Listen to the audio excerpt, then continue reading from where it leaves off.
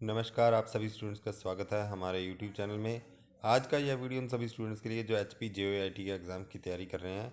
कल आपका exam conduct करवाया जा रहा है और उससे पहले मैं इंपॉर्टेंट क्वेश्चन मेमोरी सिस्टम के इस वीडियो में आपसे डिस्कस कर रहा हूँ। बहुत से ऐसे क्वेश्चंस हैं मेमोरी सिस्टम में और बाकी भी सिलेबस में ऐसे क्वेश्चंस होते हैं जो आपको कंफ्यूज कर सकते हैं एग्ज़ाम में। तो मेमोरी सिस्टम से अभी इम्पॉर्टेंट और कंफ्यूजिंग क्वेश्चंस जो हैं वो हम डिस्कस करते हैं। पहला क्वेश्चन है सी डी रोम सी डी रोम क्या चीज़ है। तो ये किस टाइप की मेमोरी है, यहाँ पर ये पूछा गया है। सेमीकंडक्टर मेमोरी ये नहीं है। ठीक है जी, आप क्वेश्चन को ध्यान से पढ़ा कीजिएगा। सी डी रोम पूछा गया है तो ये सेमीकंडक्टर मेमोरी भी नहीं है, मेमोरी रजिस्टर भी नहीं है, मैग्नेटिक मेमोरी भी नहीं है, इसलिए ऑल ऑफ दीज भी नहीं हो सकता है। तो नन ऑफ दीज ये आंसर है। तो सी डी रोम है ये। आप इसको कन्फ्यूज़न यहाँ पर ये हो सकता है, कुछ स्टूडेंट्स इसको आर ओ एम रैम और रोम अकेला ऐसे भी पढ़ सकते हैं कि सी डी अलग है और रोम अलग है। ठीक है जी, तो ये जो है C D ROM read only memory C D वाली है, जो कि सी डी में सिर्फ रीड किया जा सकता है, राइट नहीं किया जा सकता। तो ये ऑप्टिकल मेमोरी है। ठीक है जी, ऑप्टिकल मेमोरी। ऑप्टिकल मतलब कि जहाँ जहाँ आपका ऑप्टिकल वर्ड आएगा उसका मतलब होगा लाइट। ठीक है, लाइट से संबंधित ये मेमोरी है, क्योंकि जो एक बीम है आपकी, लेज़र्स हैं उस अलग अलग कलर की, रेड कलर की कलर है, ब्लू कलर है, इस तरह से आपका वो लाइट जो है उसी उसकी सहायता से बर्न किया जाता है इस ऑप्टिकल इस मेमोरी को। ठीक है जी, इसलिए इसको ऑप्टिकल मेमोरी कहा जाता है। तो जो सेमीकंडक्टर मेमोरी है ये आपकी रैम और रोम हो जाती है। मैग्नेटिक मेमोरी आपको पता है मैग्नेटिक टेप है। ठीक है जी, और उसके साथ साथ आपकी हार्ड डिस्क है, मैग्नेटिक मेमोरी। तो इस तरह की चीज़ें आपको पता होनी चाहिए। तो C D ROM stand for, C D ROM किस चीज़ के लिए, फुल फॉर्म इसकी क्या है। तो इसकी फुल फॉर्म है compact disc read only memory यहाँ पर। ठीक है जी, ऑप्शन डी राइट आंसर है। नेक्स्ट क्वेश्चन देखते हैं। नेक्स्ट क्वेश्चन है the normal speed of motor in revolution per minute used for a hard disk drive. ठीक है, जब भी आप परचेज करेंगे कंप्यूटर तो ये स्पेसिफिकेशन आपको देखने को वहाँ पर मिल जाएगी। ठीक है, तो इसमें नॉर्मल स्पीड क्या होती है हार्ड डिस्क ड्राइव की, जो रेवोल्यूशन होती है वो है 5400 टू 7200। ऑप्शन सी इसमें राइट आंसर है। नेक्स्ट क्वेश्चन देख लेते हैं। अ floppy disk contains, floppy disk में क्या होता है। ऑप्शन ए है सर्कुलर ट्रैक्स। ठीक है जी, फ्लॉपी डिस्क जो है वो मैग्नेटिक मेमोरी आपको पता होना चाहिए। तो फ्लॉपी में एक ही डिस्क होती है और जो हार्ड डिस्क है उसमें बहुत सारी मैग्नेटिक प्लेट्स होती हैं, बहुत सारी डिस्क होती हैं। तो ये फ़र्क होता है फ्लॉपी डिस्क और आपका मैग्नेटिक मेमोरी जो हार्ड डिस्क है। तो सर्कुलर ट्रैक्स इसमें होते हैं। ठीक है, बिल्कुल ये सही आंसर है। आपके सेक्टर्स भी होते हैं। ठीक है जी, तो इसमें सीक्वेंशियल ट्रैक्स नहीं होते, इसलिए बोथ ए एंड बी इसमें राइट आंसर है। ठीक है, इसी तरह से सर्कुलर ट्रैक और सेक्टर्स जो है हार्ड डिस्क में भी आपके होते हैं। लेकिन यहाँ पर आप ये यहाँ पर एक इम्पॉर्टेंट चीज़ मैं आपको और बता दूँ कि आपकी जो सीडी है वहाँ पर आपके सर्कुलर ट्रैक नहीं होते हैं, वहाँ पर आपका स्पाइरल ट्रैक्स होते हैं। ठीक है जी, स्पाइरल और सीक्वेंशियल ट्रैक होते हैं, सीक्वेंशियली एक्सेस होता है वहाँ पर डेटा। तो ये आप याद रखिएगा कि सीडी जो कॉम्पैक्ट डिस्क की मैं बात कर रहा हूँ ऑप्टिकल मेमोरी, उसमें स्पाइरल और सीक्वेंशियल ट्रैक्स रहेंगे। ठीक है जी, जबकि मैग्नेटिक मेमोरी में आपके सर्कुलर सेक्टर्स हैं। नेक्स्ट क्वेश्चन देखते हैं। नेक्स्ट क्वेश्चन है what is the alternative name of Diskit. Diskit का अल्टरनेटिव नेम क्या है। Floppy disk. ऑप्शन ए इसमें राइट आंसर है। और विंचेस्टर जो डिस्क है ये आपका हार्ड डिस्क जो होती है वो विंचेस्टर डिस्क, जो सबसे शुरू में हार्ड डिस्क बनी थी वो विंचेस्टर डिस्क थी। विंचेस्टर सिटी का जगह का नाम है। ठीक है, राइफल्स होती थी विंचेस्टर, तो उसके नाम पर आपका ये हार्ड डिस्क का नाम पड़ा था। तो ये भी आप याद रखिएगा, विंचेस्टर क्या है, हार्ड डिस्क है, और फ्लॉपी डिस्क जो है उसको डिस्केट भी बोल दिया जाता है। नेक्स्ट क्वेश्चन देखते हैं। नेक्स्ट क्वेश्चन है which storage device is mounted on reels. Reels के ऊपर कौन सा माउंट रहता है स्टोरेज डिवाइस। तो इसमें है magnetic tape. Option C right answer है। नेक्स्ट क्वेश्चन है data recording area between blank gaps on magnetic tape is called. ठीक है, तो इसमें राइट आंसर है ऑप्शन बी ब्लॉक्स। ब्लॉक्स में ये डाटा जो है वो किए, जो जो भी डाटा जिनमें रिकॉर्ड किया जाता है उनके बीच में जो ब्लैंक गैप्स हैं वो उसको ब्लॉक कहा जाता है, और ये ब्लॉक्स की वजह से जो है इसकी स्टोरेज कैपेसिटी कम हो जाती है रील की। नेक्स्ट क्वेश्चन देखते हैं। एक्सेस टाइम क्या होता है। तो इसमें जो राइट आंसर है वो है seek time plus latency time. तो ये मैंने मेमोरी सिस्टम में अलग से डिटेल में वीडियो बनाया है, वहाँ पर आप देखिए कि सीक टाइम और लेटेंसी टाइम क्या चीज़ है। ठीक है जी, सीक टाइम है आपका जैसे आपका हार्ड डिस्क पे ट्रैक है तो अलग अलग ट्रैक्स पे आपका हेड हो सकता है, रीड राइट हेड। तो जब तक वो डेटा का जो एड्रेस है, ठीक है, मेमोरी एड्रेस है, तो वो वहाँ पर पहुँचने के लिए कितना टाइम लेता है अलग ट्रैक पे, ठीक है। सीक टाइम है और लेटेंसी टाइम टाइम भी इसी तरह से कि उसी ट्रैक पर जो जहाँ पर डेटा लोकेटेड है वहाँ पर डेटा को पढ़ने के लिए जितना टाइम लगता है, इन दोनों को मिलाकर जो एक्सेस करने में टाइम लगता है डेटा को, एड्रेस को, मेमोरी एड्रेस को, वो एक्सेस टाइम हो गया। नेक्स्ट क्वेश्चन देखते हैं।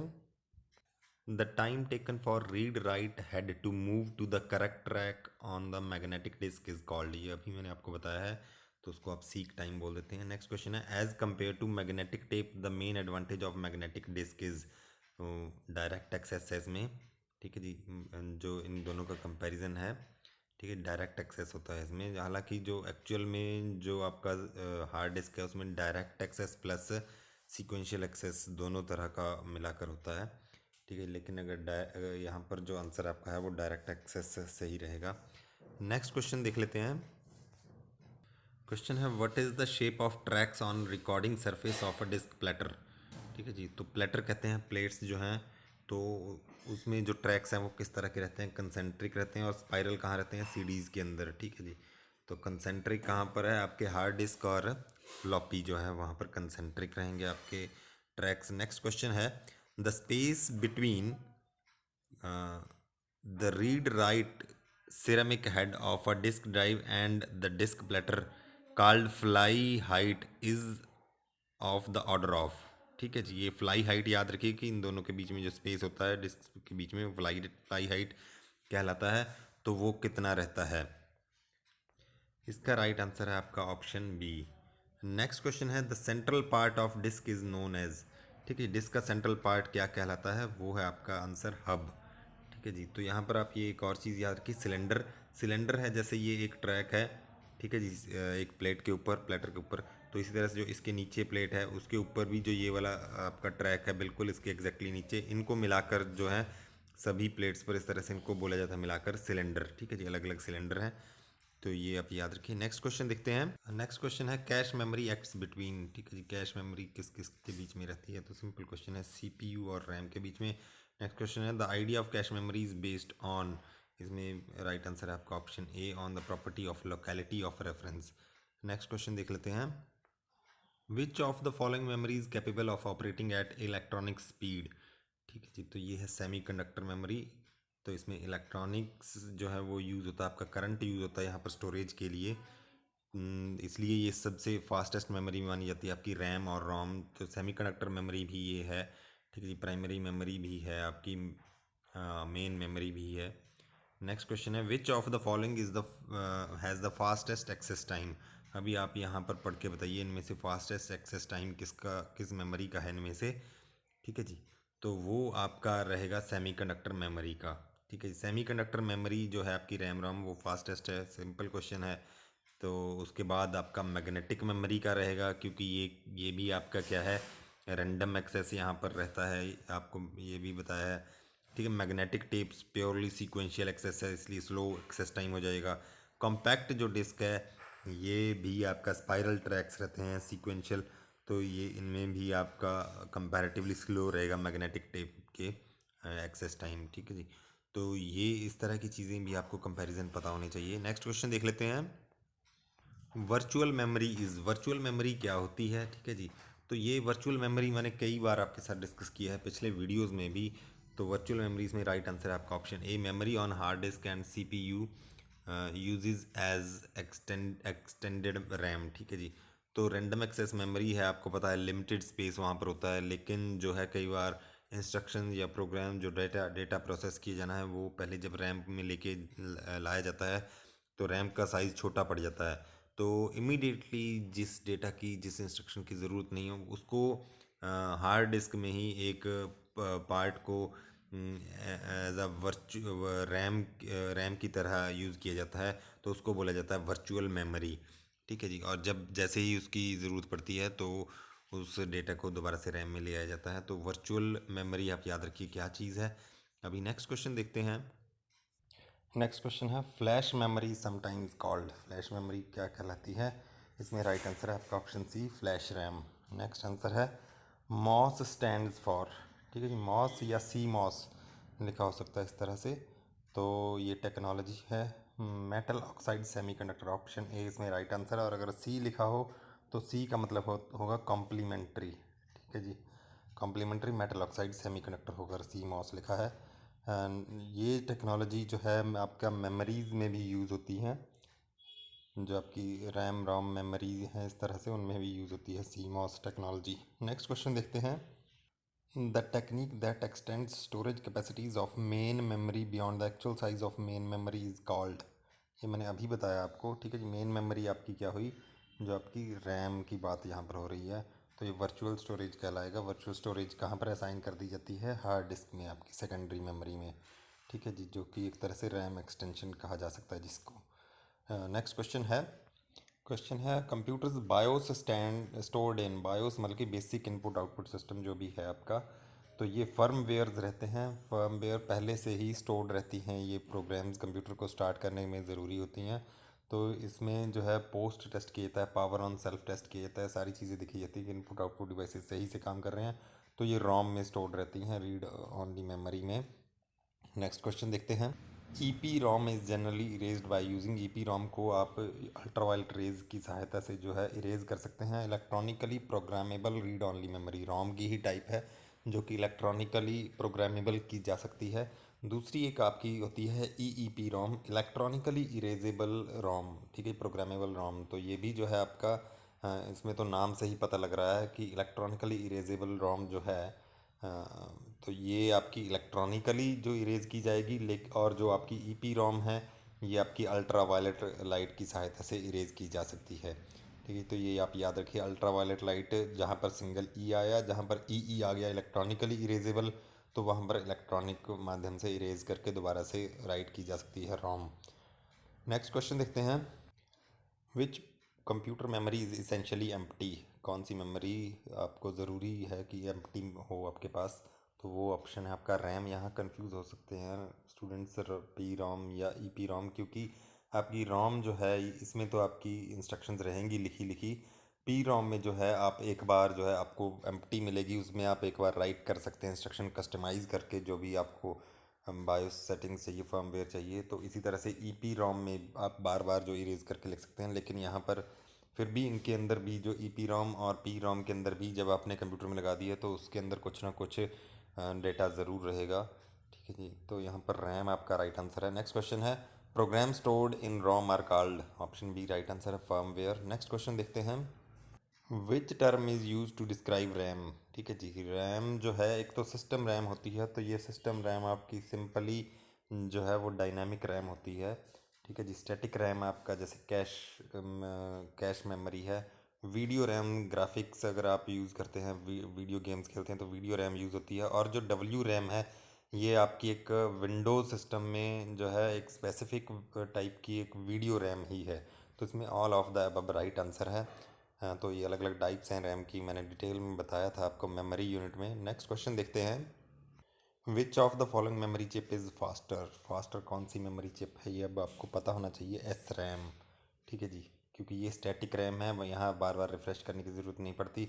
जबकि डायनामिक रैम में जो है आपको कंटेंट जो है, चार्ज जो है, बार बार रिफ़्रेश करने की ज़रूरत पड़ती है।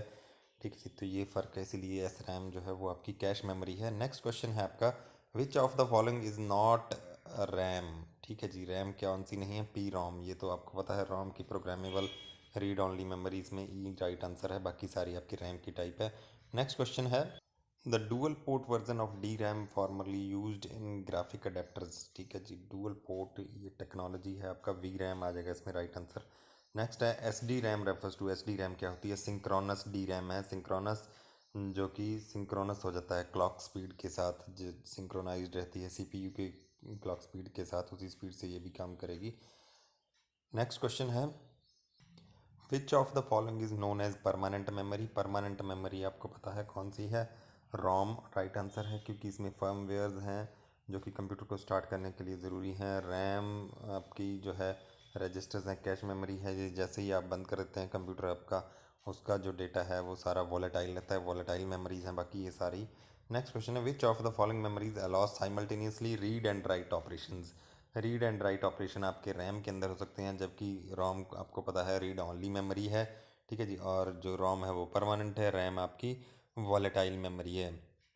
नेक्स्ट क्वेश्चन देखते हैं, how can we measure the speed of RAM, RAM की स्पीड हम कैसे मैयर कर सकते हैं। तो इसमें डी जो है वो राइट आंसर है, बस की विड्थ और बस की स्पीड से, ठीक है जी। बस क्या है, इलेक्ट्रॉनिक पाथ्स हैं जो कि इन्फॉर्मेशन को लेके जाते हैं एक जगह से दूसरी जगह।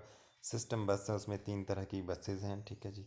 एड्रेस बस है आपकी डेटा बस है, ठीक है, कंट्रोल बस है। नेक्स्ट क्वेश्चन है, RAM is a volatile because RAM volatile memory है, क्यों। इसमें राइट आंसर सी है, it needs power supply continuously to retain data. Next question देखते हैं, primary memory is divided into parts dash parts, 2 parts, इसमें right answer है RAM ROM जो है। नेक्स्ट क्वेश्चन है, which of the following is are primary memory, कौन कौन सी है।